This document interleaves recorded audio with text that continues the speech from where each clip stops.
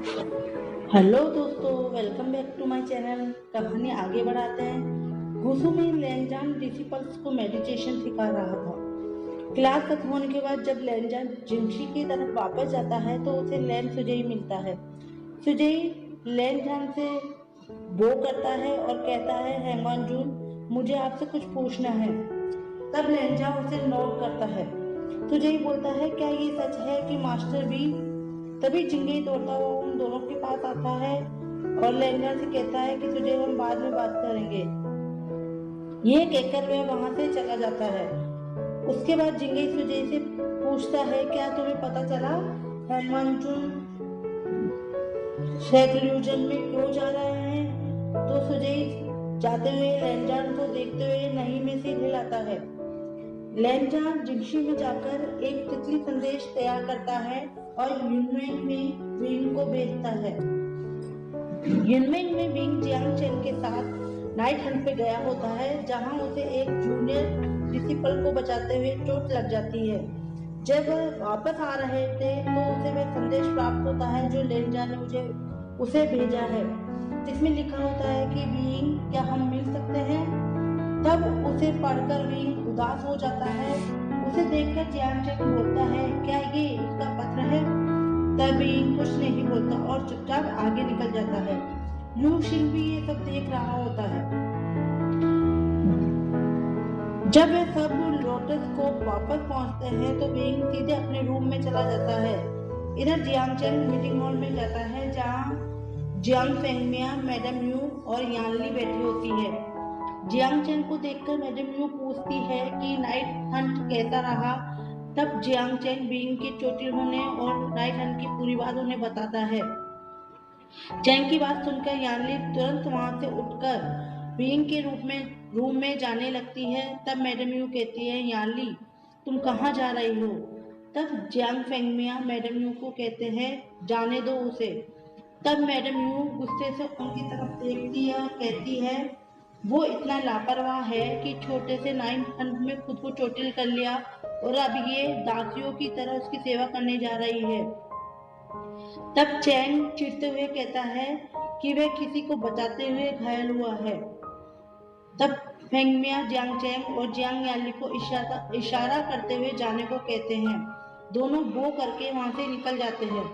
रास्ते में यानली पूछती है, ए चैंग, क्या कुछ और भी हुआ है? क्योंकि ऐसा पहली बार हुआ है कि ए श्याम नाइट हंट से बाहर आया हो और अपने शीजे से ना मिला हो।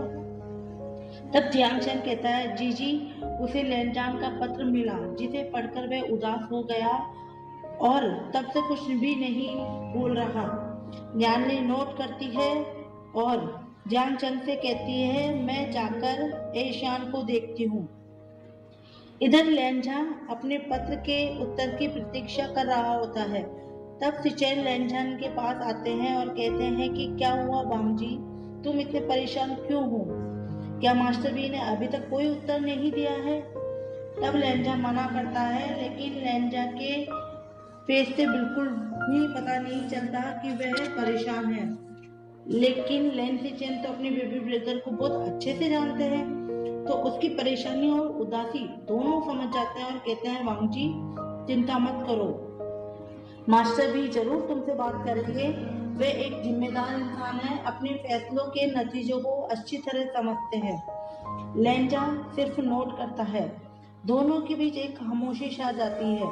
तभी वहां लेन सुजय आता है और दोनों को बू करता है और बोलता है, चेबाजून, अंकल किरेन ने आपको बुलाया है। सिचेन नोट करके और बांगजी को तसल्ली भरी नजर देकर वहां से चला जाता है। तभी सुजय लेनजान से दोबारा पूछता है कि क्या मास्टर भी सच में अपने फैसले को लेकर निश्चित है? लेनजान चुप ही रहता है और सामने की तरफ देखता रहता है। तब एक बार फिर सुजय बोलता है, इसलिए आप सेक्लूजन में जा रहे हैं? इस बार भी लेंजा चुप रहता है। तब सुजय बोलता है, बाबा। ये सुनकर लेंजा सुजय को प्यार से देखता है और कहता है कि अगर बीइंग इसमें खुश है तो मुझे ये भी स्वीकार है। और इतना कहकर वह वहां से चला जाता है। सुजय वहीं खड़ा होकर उसे जाते हुए देखता रहता है। इधर लोटोस्कोप में यानली बीइंग के घावों के लिए दवा लेकर उसके कमरे में जाती है, जहां बीइंग बेड पर चुपचाप लेटा होता है, लेकिन उसकी आंखें लाल और सूजी हुई होती है, जिसे देखकर यानली समझ जाती है कि बीइंग रो रहा था। यानली बीइंग से बोलती है, एशियन उठो, मैं तुम्हारे जख्मों पर दवा लगा देती हूँ और उसके बाद खाना भी खाना है। तब बीइंग बोलता है, शीजे मैं ठीक हूँ और मुझे भूख नहीं है। तब यानली प्यार से बीइंग के बालों में हाथ फिराती है और कहती है, मेरा एशियन कितने साल का है? और बीइंग बच्चों की तरह यानली की गोद में सिर रखकर बोलता है, 3 साल का। और दोनों हंसने लगते हैं। उसके बाद यानली बीइंग के घावों पर दवा लगाती है और कहती है, मैंने तुम्हारा मनपसंद कमल का सूप बनाया है। तब बीइंग चहक कर बोलता है, सच में? यानली बीइंग को खुश देखकर मुस्कुराकर नोट करती है।